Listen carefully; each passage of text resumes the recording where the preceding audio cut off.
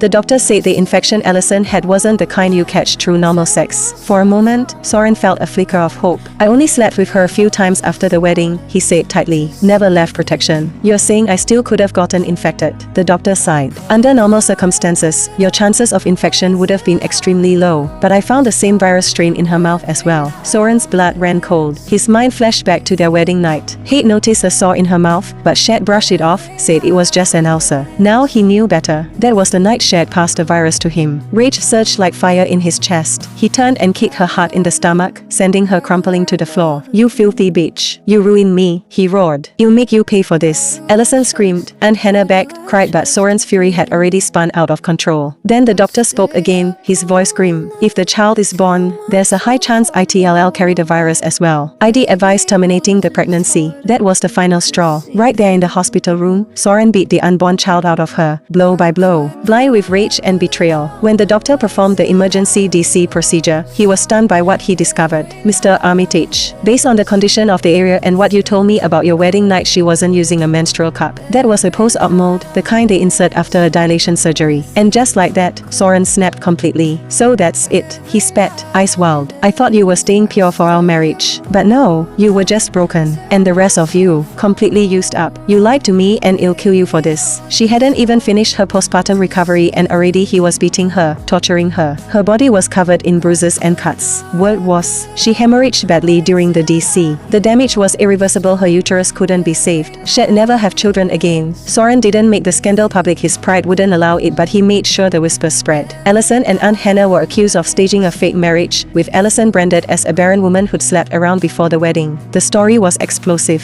People couldn't stop talking about it. They were disgusted, intrigued, and ruthless. In her past life, Allison had merely been dumped for a medical issue and eventually, sympathy had softened public judgment. But this time, the scandal was so wild, no one was willing to show mercy. After she was discharged from the hospital, the divorce papers came. She got nothing, not a dime. Soren repossessed the villa, and Hannah could only watch helplessly as everything they had vanished. Left with no choice, they tried to rent a place, but Soren had already anticipated that. He made sure no one would take them in. Even reputable hotels refused to let them book a room. They ended up in a filthy, damn guest house, the kind that smelled like mold and despair. When Aunt Hannah tried to leave town, Soren's men blocked her every time. He wanted to make sure his secrets would never see the light of day. Not ever. Then one day, Soren came to see me. I could tell he suspected I knew something. He was unusually polite, even offered me a job at his private hospital. Under his group, the salary was 5 times what I was making. I actually love my current job. I smiled and politely declined. He looked at me, surprised. But don't worry, I added with a wink. Upholding patient confidentiality is one of the basic ethics of being a doctor. Even if my cheating ex is a total bottom feeder, I still have a duty to protect his privacy. But that day, you were just way too aggressive. I thought you were going to kill me. I had no choice but to tell you what I knew. That doesn't count. I smiled playfully. His eyes widened slightly, then he broke into a grin. From that day on, everything started going my way. My hospital received an investment from the Soren's company. The facilities were upgraded. My workload got easier. My environment improved dramatically. I knew this was Soren's way of saying thank you. Aunt Hannah tried to contact me more than once, but I always managed to dodge her. Eventually, she had no choice but to stay in that crumbling guest house with Allison, barely scraping by. The medical bills devoured whatever savings Aunt Hannah had left. Allison's infection wasn't curable, just managed temporarily, but her condition had worsened. Ever since her wounds reopened, she couldn't even make it to the bathroom on time. The whole place reeked foul smell. Aunt Hannah would curse and beat her constantly. This is all your fault. If you hadn't been such a whore, none of this would have happened. I could have been living the high life, and now look at us, look at you. One day, after taking enough of it, Allison finally lost her mind. You think I wanted any of this? She screamed. You think I wanted to marry into that family? You were the one chasing that dream, not me. You were the one who forced me to get that surgery. And with that, she snapped. She grabbed a knife and plunged it straight into Aunt Hannah's chest. Then, calmly, she cleaned herself up, dressed in her best clothes, and went to find Owen. Owen, ever the fool, thought she was coming back because she missed him. Maybe he'd heard she got kicked out of the Armitage family. Maybe he thought she'd finally realized she couldn't do better. He got excited, took off all his clothes. And that's when she castrated him with a single strike. This is your punishment, she whispered. You infected me. You destroyed my life. Now you can spend the rest of yours as a eunuch. Owen passed out from the pain. She climbed out his window and jumped, died on the spot. And just like that, it was over. Everyone who had hurt me got the punishment they deserved. As for me, I was just starting the ride of my new life.